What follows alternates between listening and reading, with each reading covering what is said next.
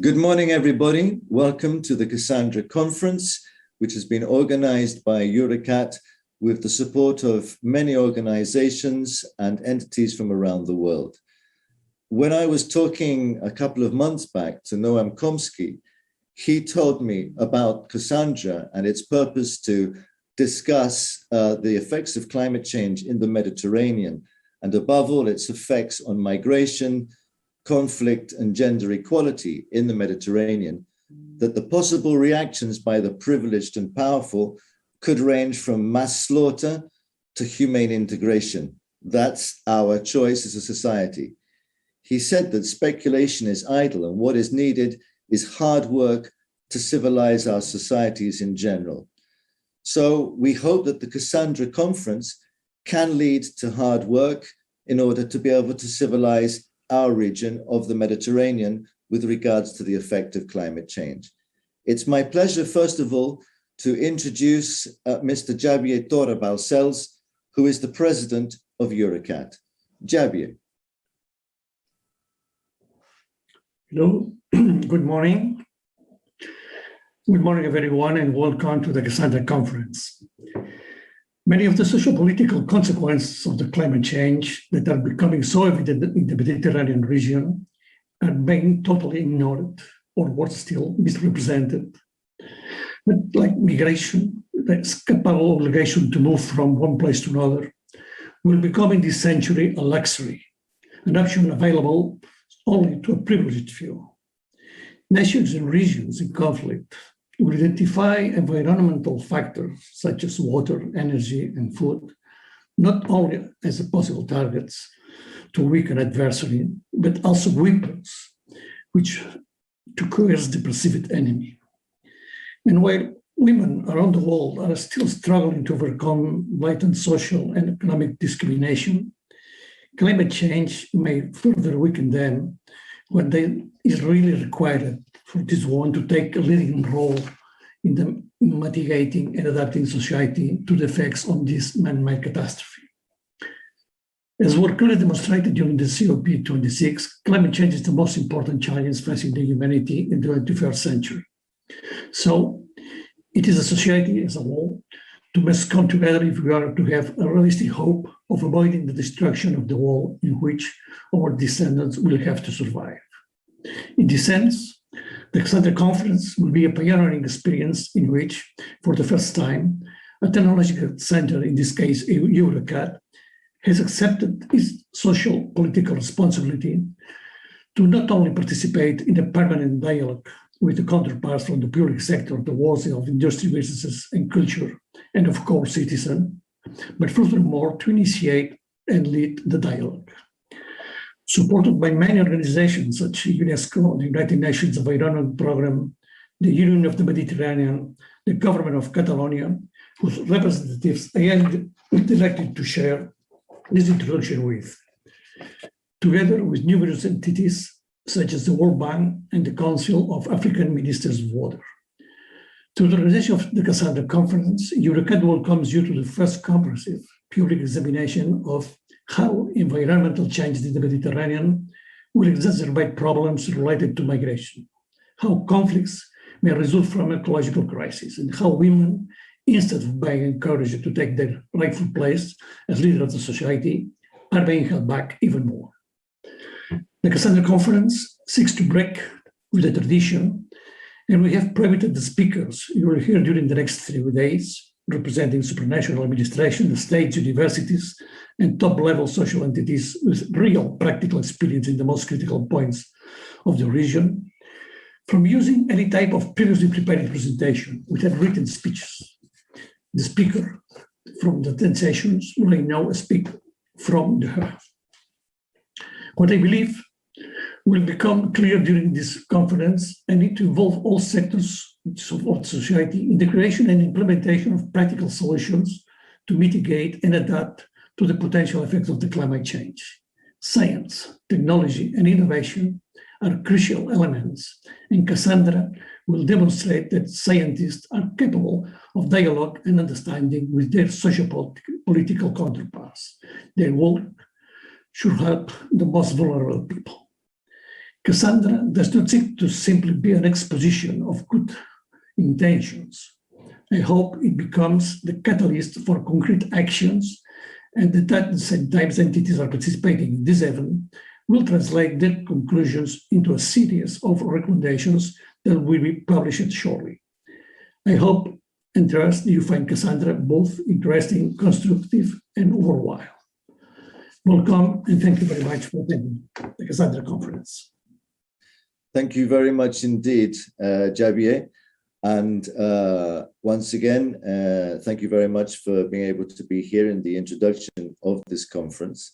I would like to now introduce the next speaker, who represents three of the important institutions who are supporting this conference. We have here the United Nations Environment Programme, we have the Union for the Mediterranean, and we have here represented as well in this introduction, Unesco. The next speaker is HARTWIG KREMER. HARTWIG KREMER is a person with whom I've had the pleasure to work for the last 2 years. He's the head of the Global Environment Monitoring Unit of the United Nations Environment Programme. Welcome, HARTWIG, and thank you very much for being here. Thank you very much, Richard, for giving me the floor.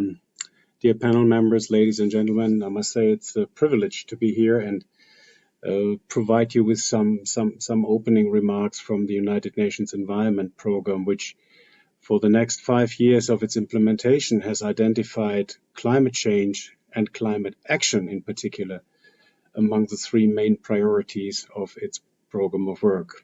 The others are pollution and obviously effects on biodiversity. So let me confront you with a couple of facts that really concern us and maybe some ideas for solutions in the end. So climate change is obviously making heavy, intense downpours, droughts, and rising water temperatures. So we see the hazards kicking in and having effects on finances, on sustainability as a concept at large for the people, I would say. Some 30.7 million people were initially displaced by disasters in 2020. That's a very high number and over 3 times more than the conflict and violence-driven motivated people, which is summing up to almost 10 million people on the road.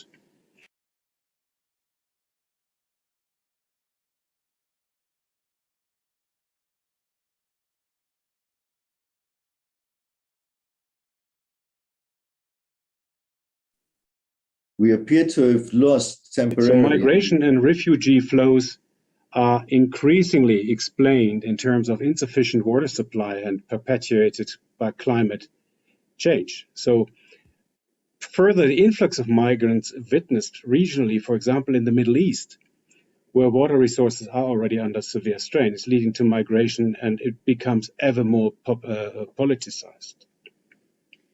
So what we say, particularly in the Mediterranean context, the Middle Eastern context, is a temporary change and pressure of population. And we'll come back to that. Other examples recently published by the huge report of the Red Cross Foundation, The Displacement in a Changing Climate, quotes Yemen and Iraq with effects on climate change, on water quality and quantity in the Euphrates and Tigris rivers, and certainly in Yemen, where the nexus between water quality and health is extremely prominent in a country which is risk-prone, which is suffering from civil war since years. And so it's becoming a humanitarian crisis. So let's zoom back in a little bit on the Mediterranean region, which is generally not spared from human-induced pressures. So population growth and unstable production and consumption patterns have led to environmental degradation here, with lots of effects on biodiversity and ecosystem services, wetlands, coastal aquifers, not to forget forests, agricultural lands, and soft and rocky shores. Let's quickly go underground a little bit. So these coastal aquifers, they are very, very prominent, particularly and important in semi-arid regions. And they are affected by several drivers, climate change being one of them, for instance, through sea level rise and salinization. The other one is increasing water abstraction, and basically in the absence of proper hydrophysiological knowledge of the replenishment times of aquifers. They do provide purification and storage, biodegradation of contaminant services, and we're just compromising them. And so I think one of the most vulnerable regions can be as one of the most vulnerable regions, I guess, the Mediterranean and its transboundary connectivities can certainly be considered. So currently we have around 10 million people, corresponding to basically 2% of the total Mediterranean population, who still don't have access to safe drinking water and sanitation. And I mean, irrigation of agriculture is probably the most important demanding sector when it comes to water, with over 50%. On the other hand, it's also among the most inefficient ones when it comes to sustainable water use. And that is certainly something which is obviously driving, under climate change scenarios, the expectations of tripling the water demand. Not to speak of tourism, I mentioned it before. I mean, if COVID allows, we see basically a doubling of the Mediterranean population on an annual basis, simply by tourists who just want to escape bad weather and join the Mediterranean shorelines. That has an effect. So water, energy, and food demand will increase, and obviously the water, energy, and food nexus, including, let me add on that, nature-based solutions, I think are the answer we need to embrace more and more, and UNEP is making an effort in this to this effect. What is this about? It is about governance in the end. It's about linking data, empowering people, and finding decisions on a local scale to global challenges.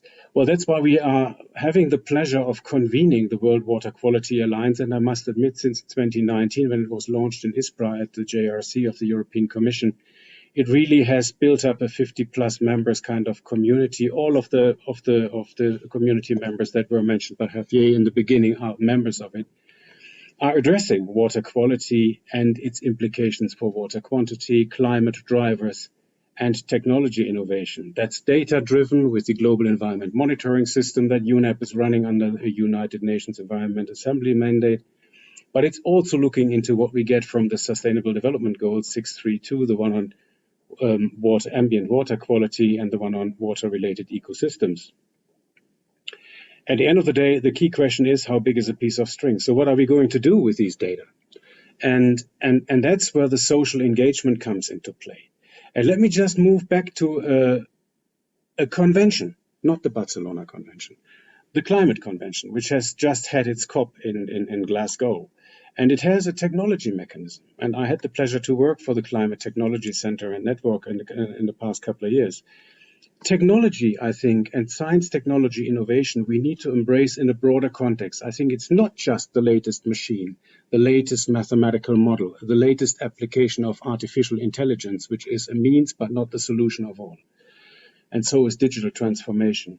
What it means, technology, is also social process, and that has to do with engagement across society. If you look at COP26, some cynical people say, I mean, it was an elephant giving birth to a mouse.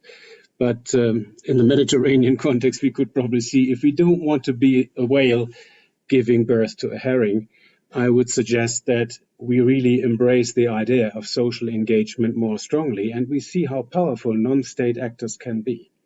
And so some decisions that rolled out of COP26 are quite encouraging, particularly the one on electromobility, which is private sector driven. It's not the solution, but it's a signal. And with these words, I would like to say thank you again, and I wish Cassandra to give birth to more than a herring. Goodbye. Thank you. Thank you very much, HARTWIG. I also certainly hope that Cassandra gives birth to far more than a herring. And I would also definitely second your opinion with regards to the importance of citizen engagement. Since the Eurecat, we've been leading the social engagement platform of the World Water Quality Alliance under the umbrella of UNEP with you. Thank you once again, HARTWIG. Welcome to Cassandra. And now welcome GRAMMENOS MASTROJENI. I do hope I pronounce your name correctly. MASTROJENI, no? I believe is the surname. Is the Senior Deputy Secretary General of the Union for the Mediterranean, in charge of both energy and climate action. He's based here in Barcelona, whereas Eurecat are also based. And I would like to give him a very warm welcome to the Cassandra Conference. GRAMMENOS. Thank you so much, ladies and gentlemen. For once, I will leave my diplomatic prudence and say things as they are.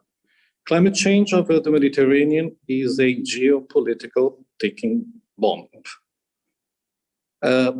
Not only because of what is happening in the Mediterranean, but also because what is crossing the Mediterranean and what's happening around the Mediterranean.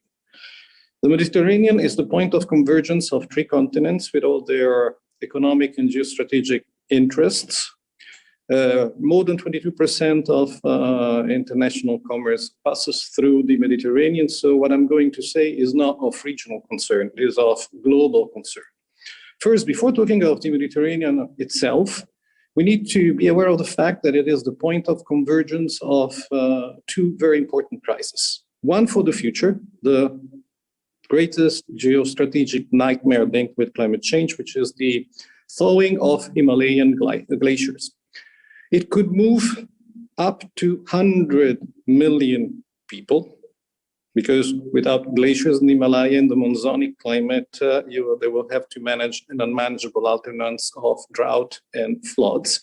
And if you're tempted to think that it's far away, it does not concern us, just remember that the Roman Empire fell not only because of internal problems, but also because of the arrival of some peoples that we collectively dubbed the barbarians, but which were originally Central Asian people that were moving because of a much milder climatic fluctuation. To the south, we have the first large-scale event in which instability and climate change is coupled, which is desertification in the band of the Sahel.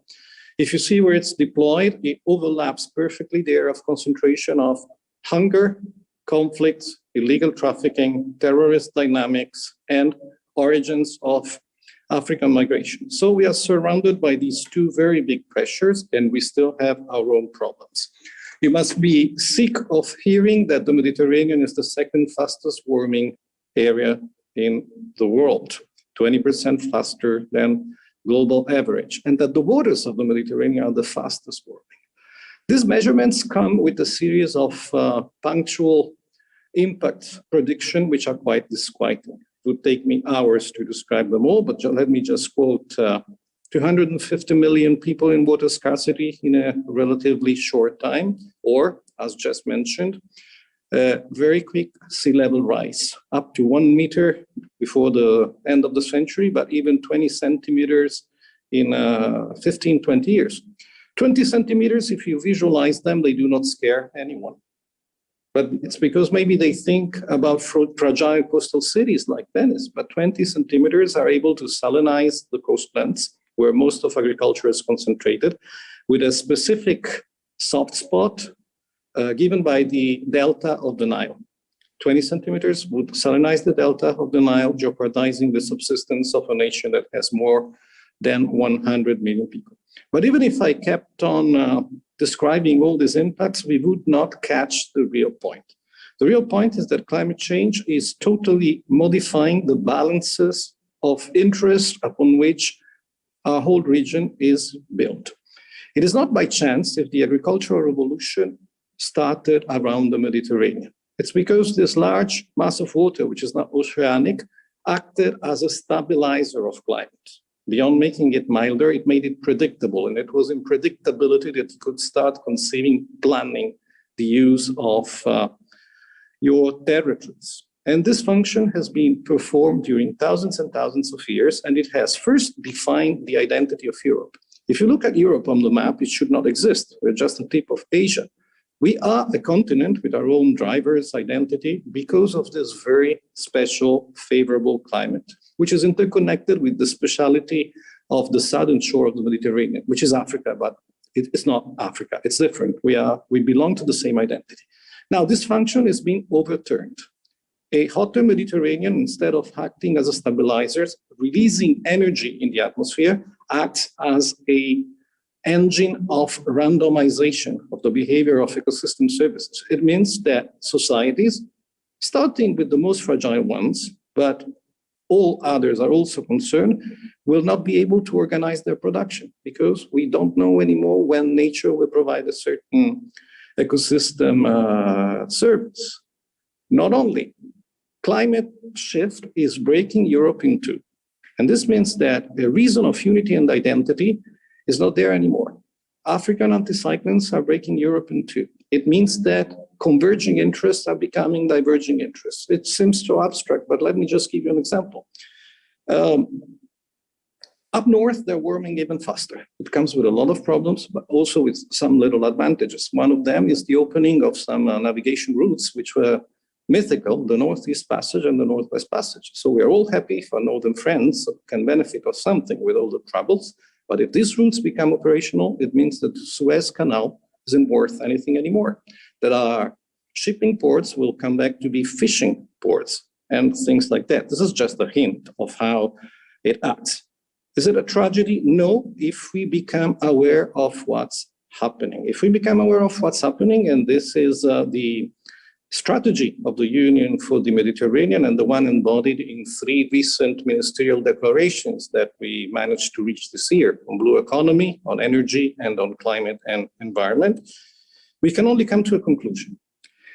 This massive change overlaps a region which is asymmetric, a region of people who can and people who can't, of poor and rich. And this makes it extremely vulnerable, prone to conflict. But how can we avoid that? Well, through an approach that while it solves, well, or tackles climate change, it also solves the historical problem of asymmetry, which is the root of all the conflicts which we already have. That is, considering that no one around the Mediterranean, not even the strongest, have enough means to face a change of such pace and vastness. And what does it mean? It means that we have to put what we have together. In all sectors, there is a complementarity. Take agriculture and forestry.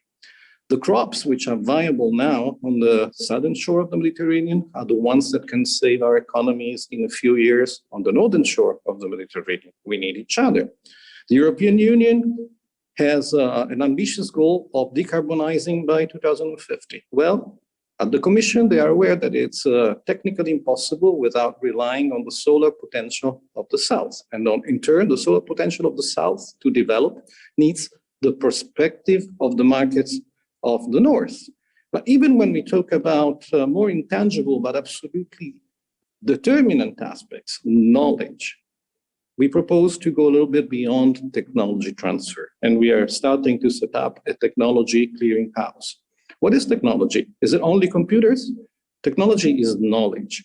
And if we think that the ones that have 6,000 years experience in managing drylands are in the South, and that the North is going to become drylands, we need their knowledge just as much as they need ours. If you go along the Silk Road, you will find buildings, cone-shaped buildings called the yakcha, in which the merchants used to deposit their perishable goods. They maintain constantly temperature between 0 and -4 without the expenditure of a single vat. And I could go on 1 hour mentioning these resources that we have to share. So if we take it like that, if we manage to take it like that, something strange happens. We can tackle efficiently climate change, and at the same time, we can eliminate the roots of the longest standing problem of the Mediterranean, which has been a sea of civilizations, but never a sea of peace. An economy of cooperation that redistributes income and dignity is also the economy that will eliminate these asymmetries. We've got nothing to lose, all to gain. What is important is that policymaking becomes aware of what's happening. Thank you very much. Thank you very much, GRAMMENOS. Right from the beginning, Cassandra, when we were creating this event, we asked people to speak truly from the heart. We asked people to really describe their feelings. And I believe that all of the speakers so far have done that. And I fully subscribe to everything that GRAMMENOS has now given in that really very emotional speech. Thank you very much indeed. Finally, to conclude this introductory session to the Cassandra conference, which will be running over the next 3 days, it is my pleasure to introduce Michela Miletto, who is the director of the UNESCO Program Office on Global Water Assessment of UNESCO. Michela is a person who also I know speaks very much from the heart and who is a very, very respected person who who I've met on several occasions and have always enjoyed listening to her. Michela, welcome to Cassandra, and over to you. Thank you, Richard. Thank you, and good morning. Good morning, all. Good morning, dear participants and colleagues and friends. It is actually a great pleasure to participate to this Cassandra event, and I wish to commend the organizer, Eurecat, and all the others for undertaking this challenging exercise to strike up a holistic discussion on how technology and science can provide solutions to inform policies to the rather complex intertwining between climate change from one side and the first aspect that you picked, health, migration, conflict, and gender inequality. The scientific solutions that target water resources and food and energy, the nexus among them and other aspects, should inform, in fact, policies and decision makers, and should take into account cultural diversity and the co-creation of this knowledge in a way that science and technology can be understood, embraced, and supported by the society, and expressed or inspired by multiple ways and forms, including art. There is no doubt that climate change is the priority, the crucial topic. It is certain that future generation will be tested on their resilience, adaptability, and also the will to survive. During the last 10-year span, water-related natural disasters were responsible for about 90% of all displacement worldwide. The rise of environmental migrants reveals an unsettling truth. People are unable to adapt quickly to the rising intensity and frequency of diverse environmental events and are driven to relocate as a last resource or the last ultimate adaptation try. Mobility is then a privilege unattainable to all and controlled by economic and social cultural constraints. When it comes to migration or forced displacement due to natural disasters, women are typically overlooked. Too often they are forgotten through the process due to the limited representation in decision-making in their communities and also in the households. As a result, poor women and children are 14 times more likely to be killed by a climate-related disaster than men. For a rural girl in developing country where water fetched is considered a gender issue, easy access to water would translate into more educational and employment opportunities, no need to migrate, assigning an important value to water. Access to water becomes an enabler of socioeconomic development, education, knowledge. The latest United Nations World Water Development Report 2021 indicates that the value of water to human well-being extends well beyond its role in supporting direct physical life-sustaining functions or economies. They also include social and cultural values that regularly define any attempt at qualification. Acknowledging that cultural and spiritual relations to water influence people's way of life opens a large ethical and also political reflection on our dependence and interdependence on water and the ecosystem in our daily life. The need to do wise use of technologies and scientific findings, and to include cultural diversity and ancestral knowledge.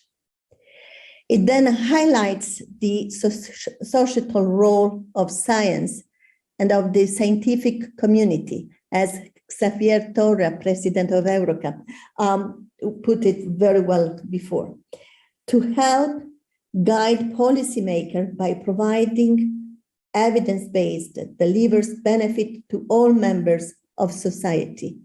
And in the other side, guide scientists to make the results of their research relevant and comprehensible to societies, as also proposed by the guiding principle of the World Commission on Ethics of Scientific Knowledge and Technology, set up by UNESCO in 1998. I would like to conclude with reflections on this last point, as promoting the role of science and technology for the benefit of society and to prevent conflict is one of the main pillars of the UNESCO mandate. In fact, when the founding fathers of UNESCO, the United Nations Educational, Scientific and Cultural Organization, met just after the war in 1945 in London, they had a vision of dawn. They believed that conflicts could be prevented through the educational, scientific, and cultural relations of the people of the world, spread of knowledge, and through international cooperation.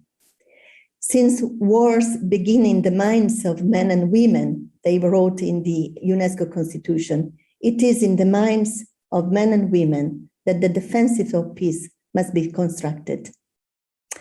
And with this, I conclude, and I wish you a very fruitful discussion under Cassandra auspices. And thank you very much.